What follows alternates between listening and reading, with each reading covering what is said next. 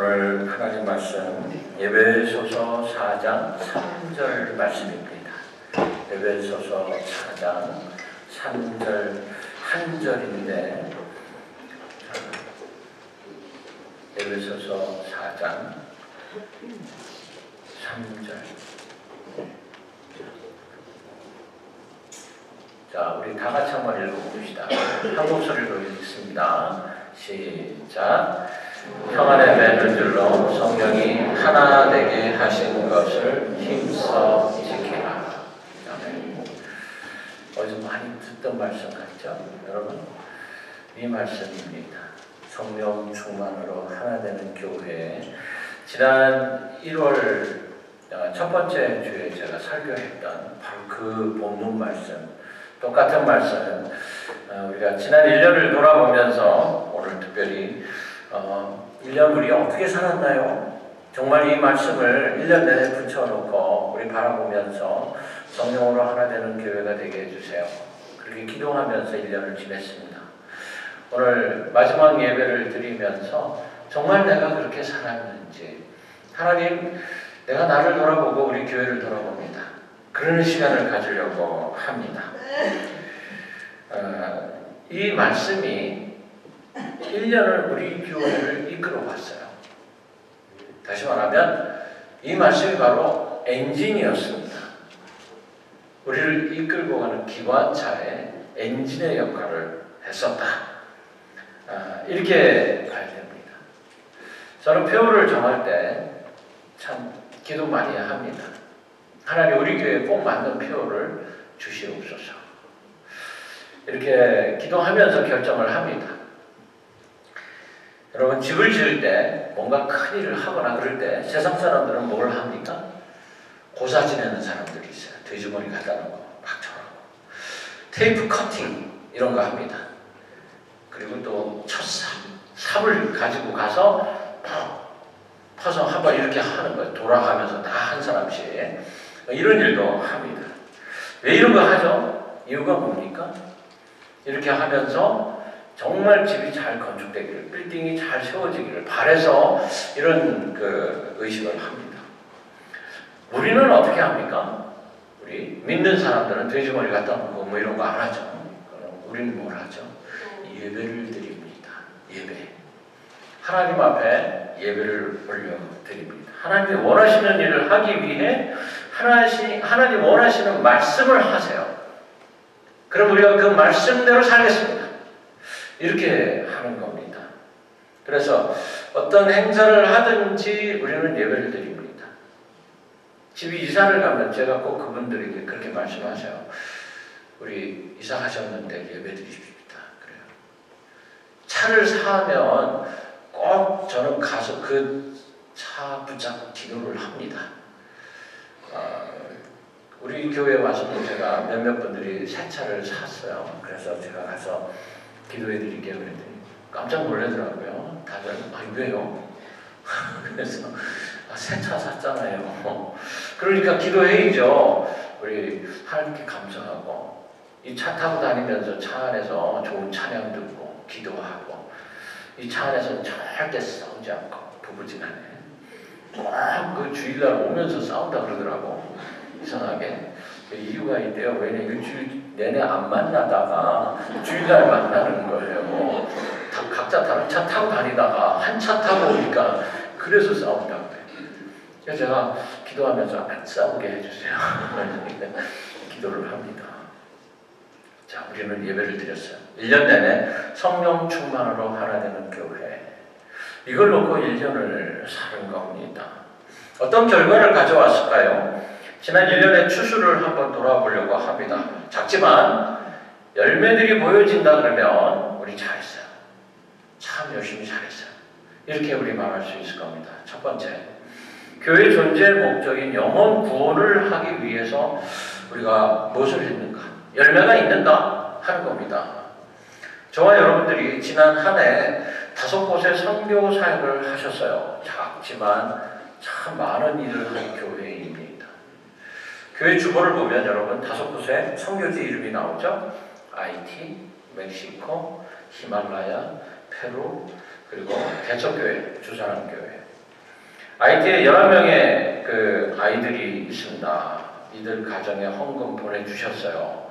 이 가정에 헌금을 보내주셨어요. 이게 무슨 뜻이냐면 그들이 먹고 살 수 있고 그리고 학교를 다닐 수 있게 해주신 거예요.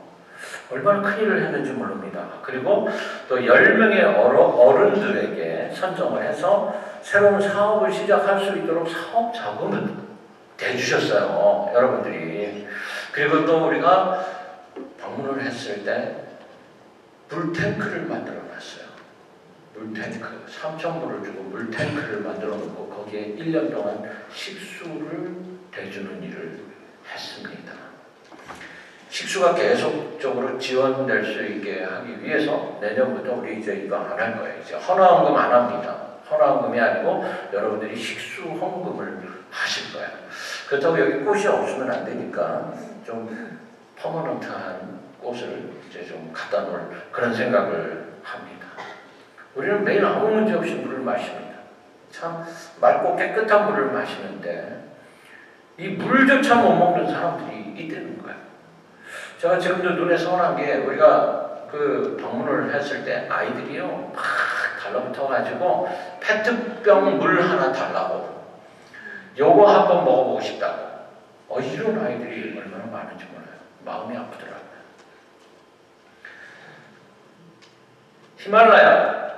히말라야 고산지역 참 열악한 곳이죠. 그곳에 여러분들이 헌금을 보내주셨습니다. 제가 가보질 않아서 뭐라고 자세하게 말씀드릴 수는 없지만 우리 손준옥 장로님이 잘 아시는 김경생 선교사님 우리 교회에 오셔서 또 설교도 한번 하셨죠. 잘하고 계시리라 믿습니다. 또 페루 박영환 선교사님 우리 정주원 장로님 친구분 되시는 선교사님이세요. 박영환 선교사님은 인터넷에 들어가면 하신 일들이 많이 떠요. 30년 넘게 페루에서 교육 선교를 하고 계시죠. 그리고 멕시코 티아나 이동준 선교사님 지난 4년 넘게 여러분들이 도왔습니다. 멕시코는 제가 다녀와서 어떤 사역 진행되고 있는지 압니다. 이 이동준 선교사님은 신학교육을 중점적으로 사역을 하고 계세요. 그래서 신학교를 세워놓고 목사님들을 배출을 합니다. 한 분이 1년 동안 공부하는데 500불이 필요한데 여러분들이 12명을 4년을 도우셨어요. 그래서 작년에 올해 초에 30명의 목사님들이 배출이 되었습니다. 참 잘하셨어요. 수고 많이 하셨습니다. 그리고 브레아에 개척교회를 시작한 우리 이정환 목사님을 지난 1년 동안 도왔습니다. 우리 10월쯤 됐죠. 아마 수요일날 오셔서 설교를 하셨어요. 지금 출석교인이 한 20명 정도 된다 그럽니다. 우리 시온교회가 처음 개척할 때 1월에 개척을 했잖아요. 그때 저희가 도움을 드렸어요. 그러자 우리 GBGM의 한인 목회 강화위원회에서 시온교회가 돕는데 그러면 우리도 도와야지. 그래서 내년부터는 목회 강화위원회에서도 돕기로 했는데 우리가 돕는 거에 매칭 펀드를 해주겠대요. 그래서 우리가 500불 합니다. 그랬더니 그러면 자기네도 500불 하겠다 그러더라고요. 그래서 1000불이 되는 건데 이 시작을 누가 했어요? 여러분들이 하셨어요. 얼마나 감사한 일인지 모릅니다. 이 모든 일들이 영혼 구원하는 일에 직접적으로 관련되는 일이에요. 주님이 승천하시면서 우리에게 부탁하신 말이 가르쳐서 지키게 해라. 이걸 하셨어요. 자, 두 번째로는 하나님 말씀을 날마다 양식으로 먹는 일이죠. 저는 1년 동안 저와 함께 우리 속자님들, 인도자님들께서 여러분들 소원들을 위해 많은 노력을 하셨습니다. 매일 하나님 말씀 묵상하고 여러분들에게 전달해 주고 저는 이 묵상 훈련이 저와 여러분들의 영혼을 성숙하게 만들고 하나님과 친밀한 관계를 만들어내는 주된 역할을 한다라고 자부심을 갖습니다. 인도자님들, 장로님들, 우리 속장 되시는 권사님, 집사님들이 정말 수고 많이 하셨어요. 여러분들이 계셔서 저는 힘이 됩니다. 우리 속장님들, 인도자님들을 위해서 박수 한번 쳐주십시오. 열심히 1년 동안 정말 수고 많이 하셨어요. 매달 한 번 더 속해서 말씀 전해주시고 그러셨죠. 얼마나 수고 하셨어요. 그런데 이런 모든 일들을 하는 것이 기도를 열심히 했기 때문입니다. 우리 교회 중보기도가 3개가 있어요. 새벽기도, 그 다음에 예배 바로 전에 9시 반부터 10시까지 매주일마다 예배를 위해서 기도해 주시는 분들 계세요. 여러분 그거 아세요? 매주일마다 30분 동안 모여서 예배 위해서 기도합니다. 금요일마다 밤에 저녁에 8시면 모여서 중보기도합니다. 이렇게 기도가 오늘의 우리가 있게 해준 거죠. 우리가 누구를 믿습니까? 예수님을 믿어요.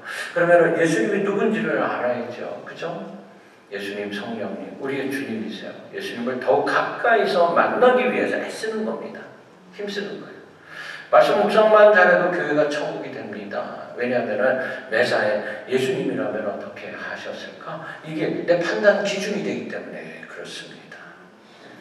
세 번째로 우리 영성훈련을 열심히 했어요. 지난 1년 우리 김원림 선교사님과 부흥회도 했고 3번의 LTD가 있었고 드레스데스 또 우리 교회에서 2번의 비전스쿨 했습니다.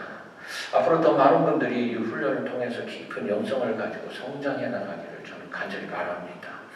영성 훈련이 중요한 이유가 말씀을 더 잘 이해할 수 있고 주님 보혈의 공로를 더 감사할 수 있게 되고 그래서 더 많은 하나님의 일을 하게 되고 그렇죠. 성숙해집니다. 더 친밀해지고 더 많은 주님의 일을 감당하는 자가 될 수 있습니다. 저는 지난 1년 이와 같은 일들이 성령으로 우리가 하나 되었기 때문에 이루어질 수 있었던 일이라고 믿습니다. 아멘. 우리는 앞으로도 계속해서 성령 충만해서 하나가 되어야 합니다. 저는 내년 이제 우리 교회 목표를 또 결정을 했어요. 그럼 이거를 뛸까 그랬더니 뛰지 말죠. 이거 뛰지 말고 저 뒤에다 갖다 붙이자고 그러시더라고요. 그것도 좋은 생각이에요. 성령 충만해야죠. 네. 오늘 우리는 계속 성령 충만해야 돼요. 계속 이 믿음의 삶을 계속 이루어 나가기 위해서. 그럼 우리가 어떻게 해야 될까? 이걸 깨닫는 시간을 가지려고 합니다. 제가 주로 부부 이야기를 하지만 여러분들은 부부 사이가 다 좋은 줄로 저는 믿습니다. 아멘. 3가정밖에는 아시를 않았네.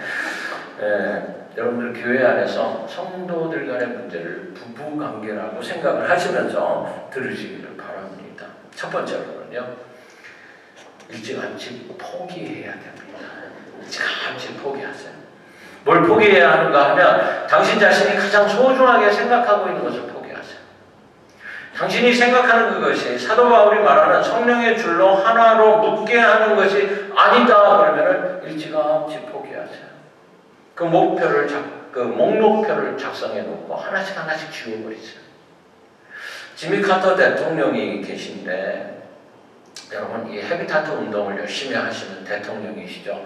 은퇴한 다음에 존경받는 유일한 대통령이 지미 카터 대통령이에요. 근데 참 좋은 아내를 두고 계십니다. 근데 이런 분들도 부부간에 다툼이 있대요. 종종 싸운답니다. 이 이유가 뭐냐면은 지미 카터 대통령은 약속 시간을 철저하게 지킨대요. 아주 정확하게 지키는 사람인데 부인이 그게 아니래네. 이 카터 대통령이 되기 전부터 이 부인 버릇을 고치려고 무던히 애를 썼대요. 근데 안 되더랍니다. 항상 10분 지각해요. 자연히 이 문제가 아주 참 커지기 시작을 합니다. 왜냐하면 지미 카터 대통령 되면서 다녀야 될 때가 얼마나 많았겠어요. 중요한 자리가 얼마나 많았겠어요. 그럴 때마다 10분 늦게 가면 어떡합니까? 그죠? 이 큰 문제예요. 그래서 기분이 안 좋았어요. 평생을 다투는 겁니다.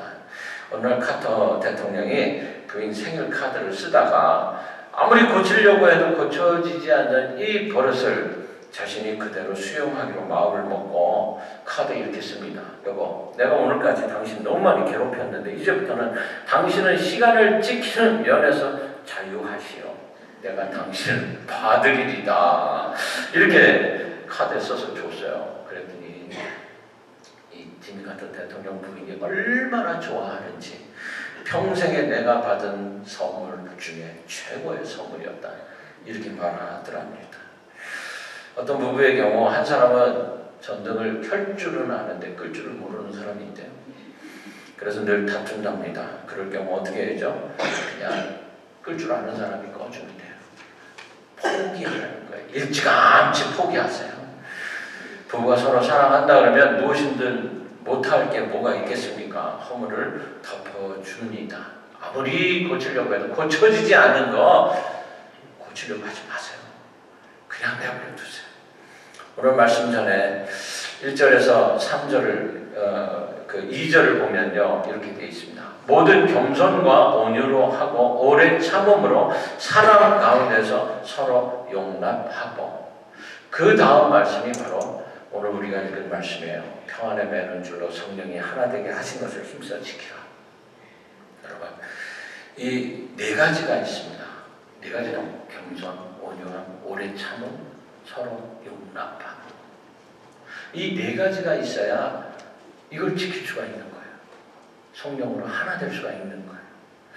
교제를 하던 성도들 중에 어느 날 갑자기 깨어지는 일이 가끔 벌어집니다. 왜 그렇습니까? 틀림없이 교제하고 있던 사람들 가운데 어떤 사람이 이 네 가지를 못하기 때문에 그런 거예요. 네 가지. 겸손, 온유함, 오래 참음, 서로 용납함. 이게 안 돼서 그래요. 이 너무 중요합니다. 왜 겸손해야 하나? 성경은 겸손이라는 말을 뭐라고 표현을 하느냐 하면 하나님 앞에서 자신이 피조물이다라는 사실을 인정하는 태도, 이게 겸손이랍니다. 하나님, 내가 피조물이 틀림없습니다. 이걸 잊어버리지 말라는 거예요. 마이가 에덴 동산에서 처음 인간을 찾아와서 속삭였던 메시지가 바로 뭐냐면은 너희가 그것을 먹는 날에 너는 눈이 밝아지고 하나님같이 될 것이다, 이거였어요. 하나님같이 될 수 있다. 인간이 하나님같이 될 수 있다는 것이 마귀의 최초의 속삭임이었습니다. 우린 물론 하나님 성품 닮아가야 되는데 성품 닮아가는 것과 하나님같이 되는 것과는 큰 차이가 있어요. 마귀의 못다 이룬 꿈이 바로 하나님같이 되는 거였어요. 이사야서나 에스겔서에 기록된 이 천사장의 타락을 묘사하는 장면을 보면 이사야서에 이렇게 기록이 되어 있어요. 내가 하늘에 올라 하나님의 뭇별 위에 나의 보좌를 높이리라. 내가 북극 지폐 산 위에 좌장하리라. 가장 높은 구름에 올라 지극히 높은 자와 비기리라. 아이고 목사님, 저는 절대 그런 마음 가진 적 없습니다. 제가 감히 어떻게 하나님같이 되겠다는 생각을 하겠습니까? 저는 아닙니다. 이렇게 말하고 싶죠. 꼭 그렇다는 게 아니고 그런 비슷한 논리들이 우리 가운데 있다는 거예요. 내 마음속 안에 있다는 겁니다. 행동을 보면 자기 의견이 절대적으로 옳다라고 고집하는 때가 있어요. 그게 바로 하나님같이 되려고 하는 마음이 있다는 거예요. 하나님이 아닌 이상 언제나 내 의견이 절대적으로 옳을 수는 없습니다. 옳으신 분은 오직 한 분 하나님밖에 안 계세요. 근데도 고집을 피웁니다. 내가 옳고 저 사람은 잘못했어요. 이 불필요한 고집 속에서 자기를 드러내고 있는 그 순간 속에 우리는 종종 내가 하나님같이 되려고 그러는가 보다, 이런 걸 발견해낼 수 있어야지 된다는 거예요. 성경은 우리에게 원수 갚는 거 절대 너희가 하는 게 아니다, 이렇게 말하십니다. 그래서 로마서 12장에 내 사랑하는 자들아 너희가 친히 원수를 갚지 말고 진노하심에 맡기라. 기록되었을 때 원수 갚는 것이 내게 있으니 내가 갚으리라. 이렇게 말씀하셨어요. 누군가를 심판하고 정죄하는 건 하나님만이 가장 완전하게 하실 수 있는 분이세요. 그래서 이런 거 우리 보고 하라고 그러지 않으십니다. 우리가 하는 게 아닙니다. 하나님만이 하실 수가 있어요. 다른 사람은 잘못되었다는 이런 생각에서 판단하고 정죄하는데 이걸 우리가 뭐라고 그러냐 하면 교만이다, 이렇게 말하는 거거든요. 하나님 가장 싫어하시는 것이 하나님의 자리에서 대신 하나님 노릇하려고 하는 거, 이거거든요. 그래서 겸손이란 나는 피조물입니다, 이렇게 나 자신을 하나님 안목에서 발견하는 겁니다. 나는 피조물입니다. 이런 사람은 절대로 다른 사람 판단할 수가 없습니다. 성경에 사람들이 전능하고 거룩하신 하나님을 보는 순간 무슨 일이 벌어지냐면은 나는 죄인이로소이다. 이렇게 되거든요. 이사야 선지자가 그랬어요. 우시야 왕이 죽던 해 성전에서 스랍들이 거룩하다 거룩하다 거룩하다 하면서 하나님을 찬양하는 광경을 본 순간 이사야 선지자가 엎드러집니다. 왜냐하면 하나님을 만났기 때문에. 그러면서 뭐라 그러냐면 하루라 나요 망하게 되었도다. 나는 입술이 부정한 사람이야. 이사야가 제일 먼저 깨달은 것이 뭐냐면 내가 말로 실수하고 잘못한 게 너무 많습니다. 그래서 나는 죄인입니다. 이런 깨달음이었어요. 주여 우리의 교만을 용서하소서. 우리 이렇게 기도할 수 있어야 되는 거죠. 베드로가 생각나시죠? 게네사렛 호수 밤새도록 금을 내려 고기를 잡았는데 얻은 것이 없습니다. 그때 낯선 사람 한 사람이 등장을 하면서 뭐라 그러냐면 깊은 데 가서 고기를 한번 잡아봐라. 내가 고기 잡는 선수인데 당신의 직업이 뭐예요? 목수. 그런데 나한테 이래라 저래라. 그래도 선생님이 하라 하시니 내가 한번 해보겠습니다. 그랬더니 어마어마한 고기가 잡힙니다. 그리고 난 다음에 베드로가 한 태도를 보세요. 고기가 어디 있는지를 아시는 분, 고깃대한테 명령을 하실 수 있는 분은 하나님밖에 안 계신데 당신이 바로 하나님이시군요. 그러면서 주여 나를 떠나소서. 나는 죄인으로서입니다. 깨달음이 온 거예요. 하나님 앞에 서 있는 나 자신을 보니까 나는 죄인이에요. 그래서 엎드러집니다. 바닷속에 거하는 고깃대의 행방까지 아시는 분, 우리의 머리카락 숫자까지 알고 계시고 내가 무슨 생각을 하고 있는지도 알고 계시고, 그렇죠? 나는 죄인으로서이다. 하나님 앞에서 하나님의 눈으로 나를 바라볼 수 있는 그런 사람, 교만할 수가 없습니다. 예수 믿으면서 우리에게는요, 이 통곡하는 순간이 필요합니다. 여러분 얼마나 오래전에 예수님 때문에 물어보신 적 있습니까? 예수님 때문에 내가 눈물을 펑펑 쏟으면서 내가 죄인이로소이다. 우리한테 이게 필요해요. 우린 다 실수할 수 있고 잘못될 수 있는 하나님 안에서의 똑같은 피조물입니다. 두 번째로는요, 온유함이 필요하다고 그럽니다. 온유함이라는 게 이 말뜻을 보면 뭐라고 되어 있냐면 굉장한 힘이 어떤 일정한 방향을 향해서 조절되어서 나타나는 상태. 이게 온유함이래요. 이게 무슨 말이지? 옛날에 농부들이 아주 사나운 짐승을 잘 훈련을 시켜가지고 이 짐승 가지고 땅을 갈고 또 뭐 이런 일을 시킵니다. 무거운 물건을 나르게 하고 이런 거를 한단 말이죠. 근데 이게 사나운 야생일 때는 어떻게 됩니까? 막 이리 뛰고 저리 뛰고 막 그랬을 거 아닙니까? 폭발하는 그런 힘을 갖고 있는데 이런 힘을 일정한 방향을 향해서 조절되어서 나타나게 만드는 거예요. 이걸 온유해졌다. 이렇게 말한다는 겁니다. 짐승이 온유해지니까 말을 듣더란 말이죠. 여러분, 폭발하는 거는 곧 내가 아직 짐승이구나 이렇게 생각하면 돼요. 내가 폭발하는 경우가 가끔 벌어지잖아요. 그러면은 내가 아직 훈련을 못 받아서 이게 내 힘이 조절이 안 되는구나 이렇게 생각할 수 있어야 된다는 거예요. 그래서 우리 바울은 성도의 교제를 위한 덕목의 하나로 이걸 굉장히 강조합니다. 왜냐하면 모든 사람들이 다 폭발할 수 있는 힘을 갖고 있어요. 산상수훈에 보면은 온유한 자는 복이 있나니 저희가 땅을 기업으로 받을 것이며 그랬어요. 여러분들이 아주 큰 부자라고 생각을 해봅시다. 내가 이 땅을 누구한테 좀 맡기고 싶어. 그런데 누구를 뽑겠어요? 말 잘 듣는 온유한 자를 뽑겠죠. 그래서 온유한 자는 복이 있나니 저희가 땅을 기업으로 받을 것이며 주시는 분이 누구예요? 하나님이세요. 하나님. 안정성이 없는 사람, 잘 폭발하는 사람 절대로 안 맡깁니다.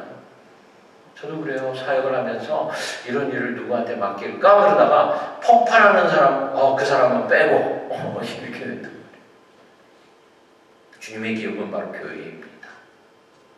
교회에서 하는 모든 일이 주님의 기업이에요. 이 기업을 온유한 사람에게 맡깁니다. 온유한 자가 교회를 지키는 자. 그래서 온유한 자가 없는 교회는 망가지게 되어 있어요. 그 다음에 오래 참음입니다. 이제 겸손과 온유함을 강조했는데 이 두 가지 덕목 모두 갖추고 그리고 또 오래 참을 줄 아시는 분 딱 한 분 계세요. 누구? 우리 주님이세요. 예수님이세요. 예수님은 나를 바라보시면서 참아주세요. 얼마나 오래오래 참아주셨는지 몰라요.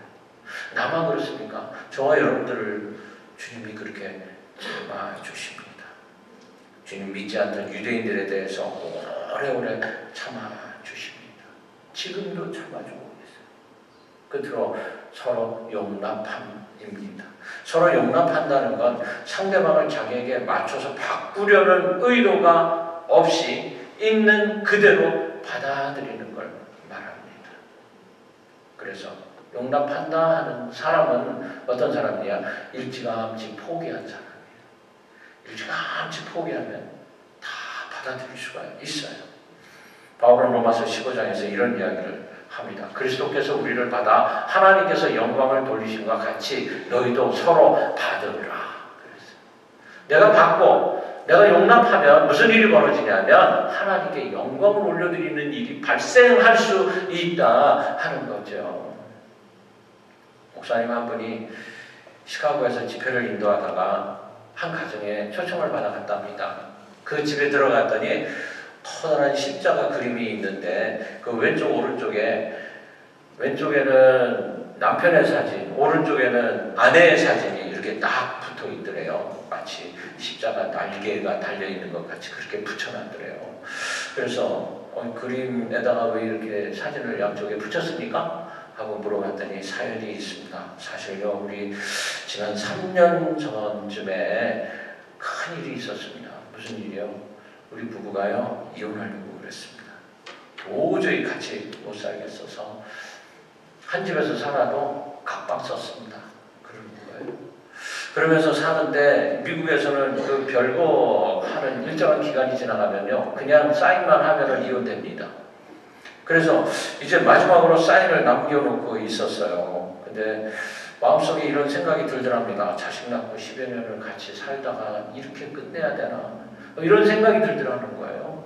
그래서 이건 참 아닌데 새벽녘까지 잠을 뒤척이다가 벌떡 일어나서 교회를 갔답니다. 새벽기도가 거의 다 끝나고 사람이 없을 때 좀 교회에 들어가서 앉아서 기도를 하기 시작을 했대요. 십자가를 딱 바라보니까 십자가가 갑자기 예수님이 딱 보이더래요.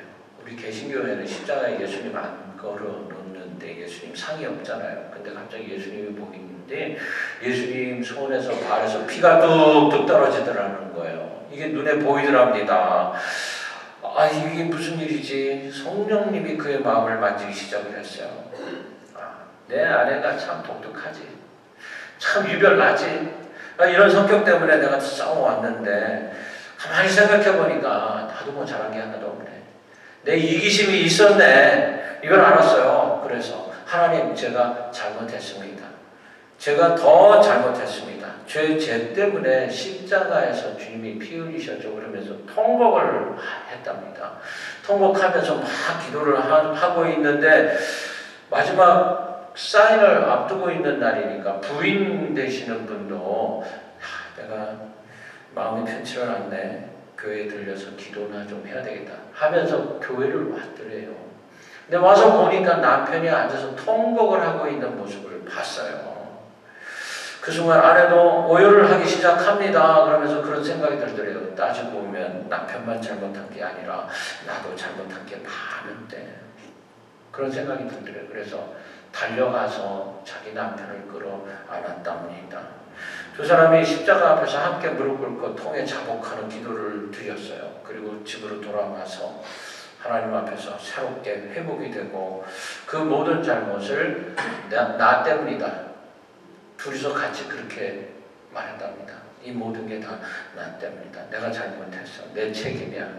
나는 당신이 필요하고 당신 없으면 살 수가 없어.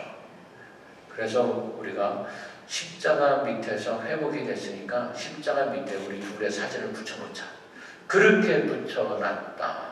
그런 이야기를 합니다. 그리스도 안에서 하나가 되는 것은 가정에서뿐만이 아니고 교회에서도 마찬가지예요. 어디서든지 속해에서도 이것이 우리의 사명이고 동시에 하나님이 우리를 부르신 부르심에 합당하게 살아가는 모습인 줄로 믿습니다.